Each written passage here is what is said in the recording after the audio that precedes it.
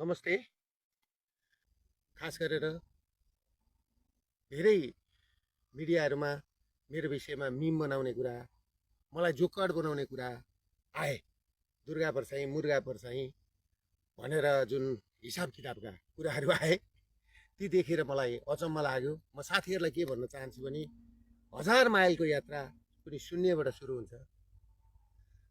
Vision भनेको एउटा व्यक्तिबाट सुरु हुने हो। यात्रा भनेको पनि एउटा व्यक्तिले नै सुरु गर्ने हो।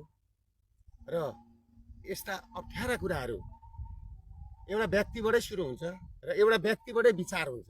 र दुर्गा परसाई केवल दुर्गा परसाई होइन, आज दुर्गा परसाई एक घर घर दुर्गा, हर हर दुर्गा, घर घर दुर्गा भएको छ। दुर्गा भनेको विचार हो, म होइन, म एउटा व्यक्ति मात्रै हो। त्यसले गर्दाखेरि म तपाईँहरूसँग के भन्न चाहन्छु भने म भागेको होइन। मैले दुईवटा केसमा म भागिनँ। यो केसमा म जोगिएको मात्रै हो। किनभने म रहेँ भने यो अभियान सफल हुन्छ, यो जनविद्रोह सफल हुन्छ। म नै रहेन भनेदेखि यो जनविद्रोह त्यत्तिकै दबाएर जान्छ। किनभने पेरुको कहानी म तपाईँलाई पेरुलाई लान चाहन्छु।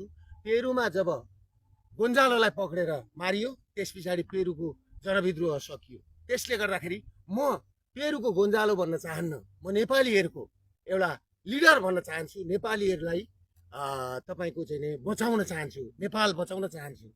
त्यसले गर्दाखेरि म तपाईँहरूलाई एउटा कुरा के भन्छु भने, म भन्दै गर्दा जुन 15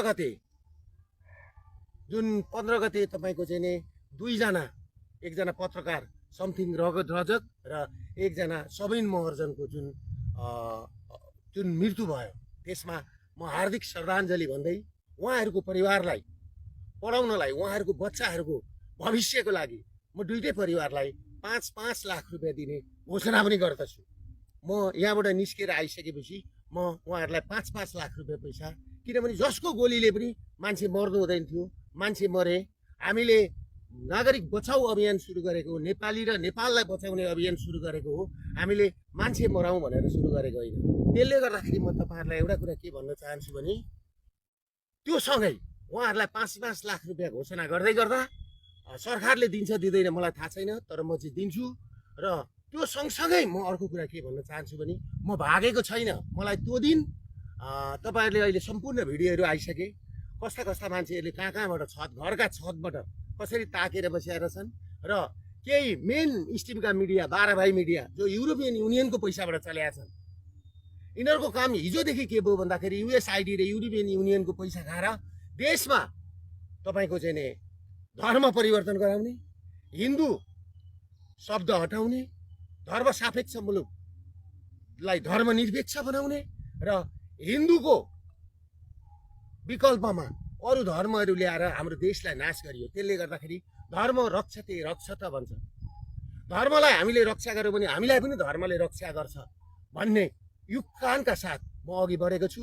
त्यसले गर्दाखेरि म सम्पूर्ण लघुवित्त पीडित, सहकारी पीडित, ब्याङ्क पीडित, ब्याङ्कबाट कालो सूचीमा पर्नुभएका नेपाली दाजुभाइहरूलाई, जो सहकारीमा डिपोजिट गर्ने 15 लाख परिवार छन्, ब्याङ्कबाट ब्ल्याक लिस्टमा कालो सूचीमा पर्ने 5 लाख परिवार छन्, र अरू ब्याङ्क र सहकारीबाट 20 लाखदेखि 22 लाख परिवार जोखिममा छ। उनीहरूको घर जग्गा जमिन सबै लिलाम हुँदैछ र उनीहरू सुकुम्बासी बनेर उनीहरू मुङलान जानुपर्ने स्थिति र विदेश हिँड्नुपर्ने स्थिति छ। त्यो स्थितिको अन्त्य गर्नलाई मैले यो लडाइँ सुरु गरेको हो।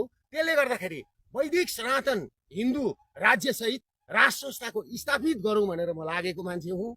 म भाग्न जन्मेको होइन, तर म विवश भएर, किनभनेदेखि प्रचण्ड, केपी ओली दुईजना बसेर अरू एकजना राजावादी हुँ भन्ने पार्टीकै व्यक्ति बसेर, म यो भोलि पर्सि सार्वजनिक गरौँला, उहाँहरूको एउटा डिसिजन के भयो भन्दाखेरि 15 गतेको आन्दोलनलाई डिसमिस बनाउनुपर्छ र दुर्गा परसाईलाई चाहिँ एउटा पागल जस्तो बनाउनुपर्छ, जोकर बनाउनुपर्छ र दुर्गा परसाईबाट यो आन्दोलन हुँदैन भनेर जुन नेतृत्व हत्याउने कोसिस नेपालमा भइरहेको छ, त्यसमा तपाईँहरू नलाग्नु होला।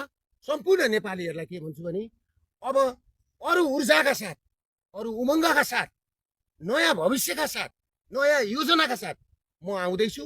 र म एउटा कुरा के भन्न चाहन्छु भनेदेखि, मेरा वकिलहरू जस्तो ध्रुवलाल श्रेष्ठ, स्वागत नेपाल, टङ्क दुलाल, सुशील पन्त, रमन श्रेष्ठ, तपाईँको चाहिँ डाक्टर सुरेन्द्र भण्डारी, डाक्टर भीमार्जुन आचार्य र मानव अधिकारको रोभरमा हो भनेदेखि म भोलि नै 24 घन्टाभित्रमा उपस्थिति हुन म पुलिस प्रशासन समक्ष आउन म तयार छु। मलाई पुलिसले खोज्नु पर्दैन। काहीँ इन्डिया भागो भनेको छ, कहाँ भागो भनेको छ, म कहीँ भागेको छुइनँ। म नेपालमै छु, कुनै ठाउँमा छु र म सार्वजनिक हुन्छु। र म तपाईँलाई के भन्न चाहन्छु भने मेरो जीवनको तपाईँहरू ग्यारेन्टी गर्नुहुन्छ र मानव अधिकार र वकिलहरूको रोभरमा, अघि मैले नाम भनेका वकिलहरूको रोभरमा हो भनेदेखि म 24 घन्टाभित्रमा उपस्थित हुन तयार छु। र तपाईँहरूले के भएको थियो कुरा भन्दाखेरि 15 गतिको आन्दोलन गर्नुभन्दा अगाडि 13 गतिको दिन सिडिओ कार्यालयमा सिडिओ साहब, काठमाडौँ जिल्लाको सिडिओ साहब र काठमाडौँ जिल्लाको एसएसपी साहब र एसपी साहब अनि एकजना डिएसपी साहब बसेर के भएको थियो भने शान्तिपूर्ण आन्दोलन गर्ने भनेर भनेको थियो। तर हामी स्टेजमै पुग्न नपाइकन हाम्रो र म स्टेजमा पुग्नुभन्दा 15 मिनट अगाडि नै तपाईँको चाहिँ घरका छतबाट टियर ग्यास गोली बर्साइए र नेसनल गाना, नेसनल एन्थम जस्तो तपाईँको राष्ट्रिय गान गाउँदै तपाईँको चाहिँ नि त्यहाँ टियर ग्यासहरू खस्न थाले। भनेपछि यो आन्दोलनलाई उग्र बनाउने काम कसले गरेको? पुलिस प्रशासनले हो। म सिडिओ साहबलाई प्रश्न गर्न चाहन्छु। भ्यालीका एसपी साहब, एसएसपी साहबलाई मैले भनेको थियो शान्तिपूर्ण गरौँ, शान्तिपूर्ण गर्ने भनेर मैले भन्दै तपाईँहरूले किन गोली बर्साउनु भयो?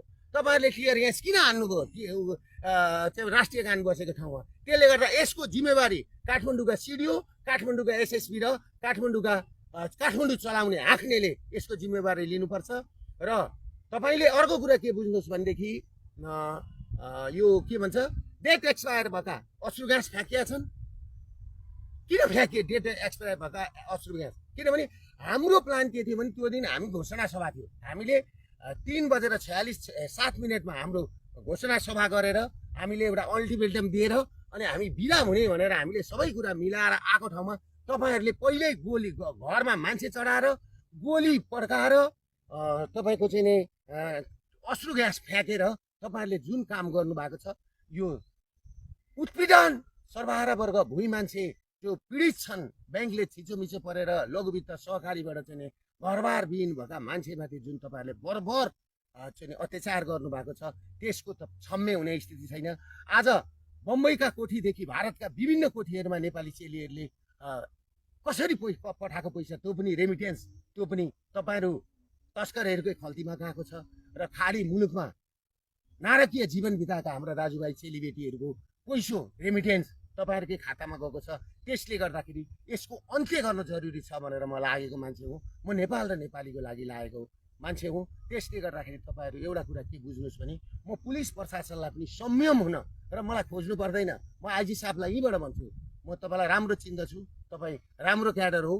मैले तपाईँलाई के भन्न चाहन्छु भने तपाईँले यो जिम्मेवारी लिनुहुन्छ र 5 जना वकिल र 5 जना मानव अधिकारवादीको रोभरमा तपाईँले चाहिँ नि कुरा गर्नुहुन्छ भने म यो सम्बोधन आएको 24 घन्टादेखि 36 घन्टाभित्रमा सार्वजनिक हुन्छु भन्दै बिदा लिन चाहन्छु।